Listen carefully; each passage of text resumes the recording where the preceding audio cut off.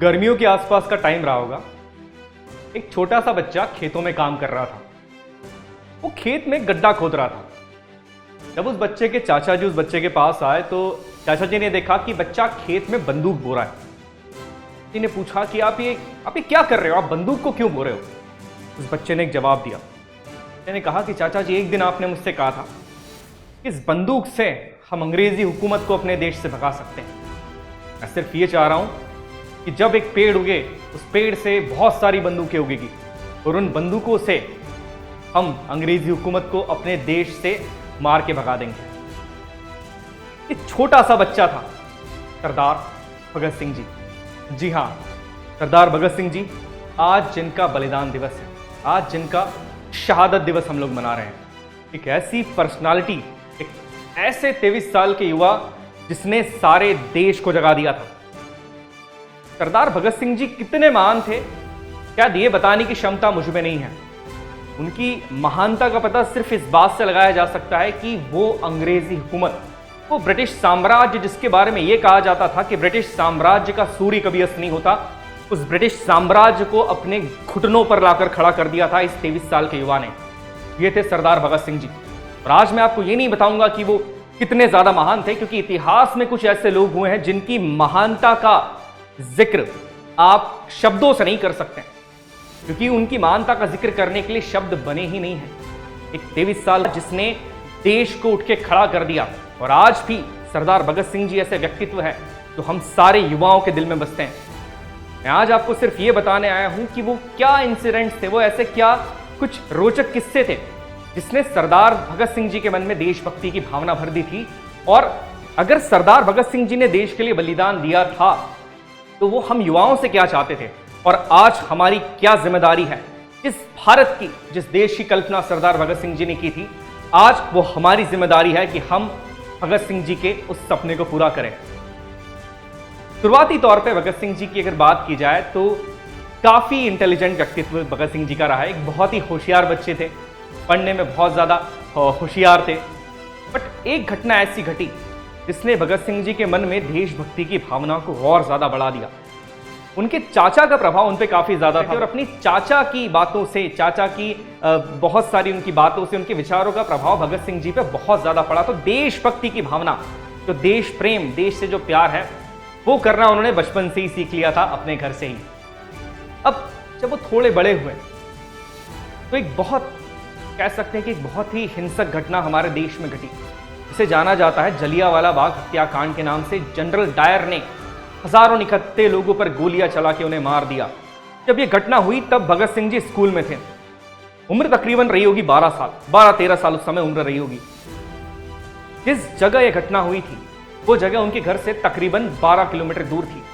भगत सिंह जी पैदल चलकर जलियांवाला हत्याकांड बाग की जगह पर गए, जलियांवाला बाग पर गए, और जो मंजर उन्होंने देखा, जो नजारा उन्होंने देखा, उस नजारे को देखकर भगत सिंह जी की आंखों में क्रोध से उनकी आंखें भर गई।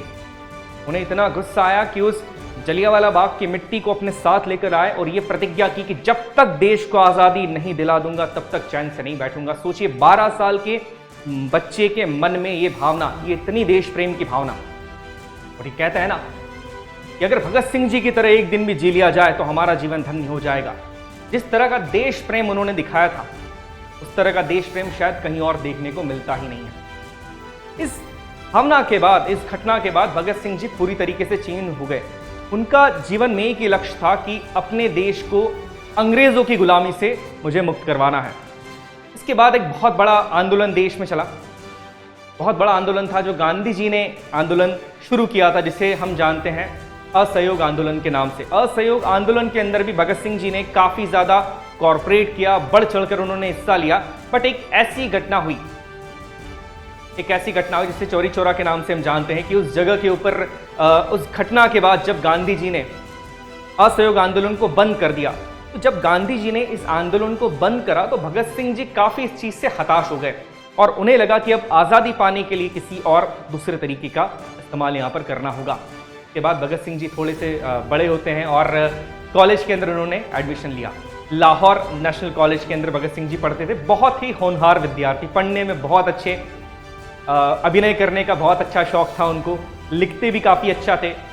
तकरीबन 5 फीट 10 इंच भगत सिंह जी की हाइट थी, पर बेहद सुंदर, दिखने में बहुत सुंदर थे भगत सिंह जी। और एक ऐसा युवा, जब वो बोलते थे तो सामने वाले लोग उनको हतप्रभ होकर देखते थे, मतलब उनकी बातों को सुनते रह जाते थे कि कितना अच्छी बात कर रहे हैं। और क्रांतिकारी विचार भगत सिंह जी के, बहुत सारे इंसिडेंट यहाँ पर हुए। नौजवान भारत सभा की भगत सिंह जी ने स्थापना करी और बहुत सारी एक्टिविटीज़ के अंदर भी पार्टिसिपेट किया अपने कॉलेज के ज़माने में। अब भगत सिंह जी युवा थे, भगत सिंह जी को मूवीज़ देखने का भी शौक था। स्पेसिफिकली चार्ली चैपलिन की मूवी देखना भगत सिंह जी पसंद करते थे और रसगुल्ले खाना भगत सिंह जी को बहुत ज़्यादा पसंद था। जब भी वो मूवी देखने जाते थे, ये बात चंद्रशेखर आज़ाद जी को बिल्कुल पसंद नहीं थी। वो बहुत गुस्सा करते थे भगत सिंह जी पे कि आप क्यों मूवीज़ देखते हो। तो बहुत ही कह सकते हैं कि बहुत ही एक सुनहरा सा व्यक्तित्व रहा है भगत सिंह जी का, बहुत सुनहरा व्यक्तित्व यहाँ पर भगत सिंह जी का रहा। और उसके बाद एक घटना हुई, लाला लाजपत राय जी की जब हत्या कर दी गई, उनके सर पर लाठी मारकर जब उनकी हत्या कर दी गई, इस बात से भगत सिंह जी बहुत ज़्यादा क्रोधित हुए। उन्हें ये लगा कि इस तरीके से अंग्रेज हमें दबाना चाह रहे हैं, इस तरीके से अंग्रेज हमें दबाना चाह रहे हैं। और यहीं पर भगत सिंह जी ने, आप सभी जानते हैं, तब भगत सिंह जी, चंद्रशेखर आज़ाद जी और इन लोगों ने मिलकर सैंडर्स की हत्या कर दी, उसकी गोली मारकर हत्या कर दी। क्योंकि कहीं ना कहीं सैंडर्स जो थे, वो भी जो असिस्टेंट सुपरिटेंडेंट उस समय पर थे, वो भी इस एक्ट के अंदर इन्वॉल्व थे। और भगत सिंह जी उस समय पे ये माना जाता है कि भगत सिंह जी ही एक अकेले, या कह सकते हैं कि भगत सिंह जी ही एक अकेले उस समय पे ऐसा नेता थे, भगत सिंह जी हो गए हैं, चंद्रशेखर आज़ाद जी को भी आप ले सकते हैं, जो देश के युवाओं के मन में देश प्रेम की भावनाओं को धीरे धीरे बढ़ाते जा रहे थे। ये वो ऐसे नेता थे। इसके बाद नेशनल असेंबली के अंदर बम फेंक कर भी उन्होंने अपनी आवाज़ को बुलंद करा, क्योंकि वो जो बताना चाह रहे थे, अंग्रेज सरकार उनकी आवाज़ को दबाना चाह रही थी। और उन्हें लगा कि सिर्फ इस तरह के धमाकों से ही इन बहरों को कुछ सुनाई दिया जा सकता है या कुछ सुनाया जा सकता है। इसके बाद भगत सिंह जी को जेल हुई, काफ़ी समय तक वो जेल में रहे। और कुछ इंसिडेंट ऐसे भी आए जब अंग्रेज सरकार ने भगत सिंह जी से ये चाहा कि अगर उन्हें जिंदा रहना है तो वो माफ़ी मांग ले। भगत सिंह जी ने इस चीज़ से साफ साफ इनकार कर दिया कि मैं माफ़ी नहीं मांगूंगा, मैं माफ़ी नहीं मांग सकता। तो भगत सिंह जी वो माफ़ी नहीं मांग सकते। क्यों नहीं मांग सकते? उनके लिए मरना कोई बहुत बड़ी बात नहीं थी, देश के लिए बलिदान देना उनके लिए फक्र की बात थी। उस समय पर भी देश के लिए बलिदान देने, देश के लिए बलिदान देना एक बहुत बड़ी बात थी उनके लिए। और उनको मौत से कभी डर लगा ही नहीं। जेल के अंदर भी वो अंग्रेज़ों के खिलाफ लड़ते रहे, अपने हक के लिए वहाँ पर उन्होंने अनशन भी किया, वो हड़ताल भी यहाँ पर करी। और बहुत सारे ऐसे इंसिडेंट थे। एक छोटा सा किस्सा है, जब होता है ये कि जब वो युवा थे तो उनके माता पिता चाहते थे कि भगत सिंह जी की शादी हो जाए।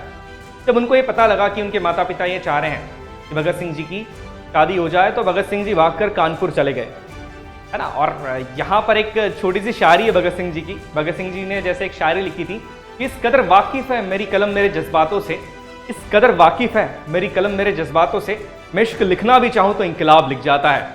और यहीं पर भगत सिंह जी ने यह कहा कि अगर इस गुलाम भारत के अंदर मुझे शादी करना पड़े, अगर इस गुलाम भारत के अंदर मुझे शादी करना पड़े तो मेरी पत्नी सिर्फ मौत होगी। भगत सिंह जी सिर्फ ये चाहते थे कि इस गुलाम भारत के अंदर मैं शादी नहीं करूंगा।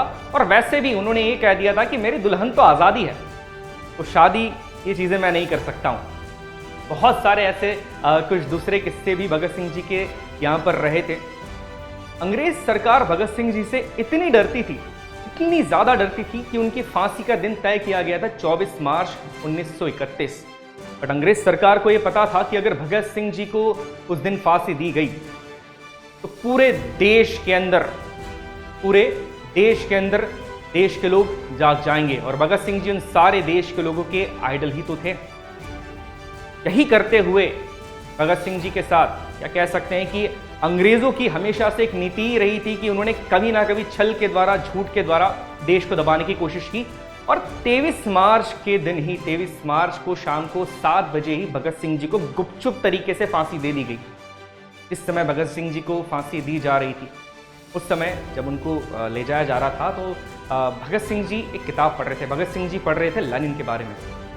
जब उनसे कहा कि चलिए अब आपकी फांसी का समय तय हो गया, आपको चलना है, तो यहाँ पर भगत सिंह जी ने एक चीज़ कही कि मैं चलता हूँ, एक क्रांतिकारी को दूसरे क्रांतिकारी से मिल तो लेने दो। उसके बाद 1 मिनट तक उन्होंने वो किताब पढ़ी और उस किताब को ऊपर उछाल दिया और चले। जब भगत सिंह जी फांसी के फंदे पर झूलने जा रहे थे, देश के लिए बलिदान देने के लिए जा रहे थे, तो वो एक ही गीत गा रहे थे, मेरा रंग दे बसंती चोला।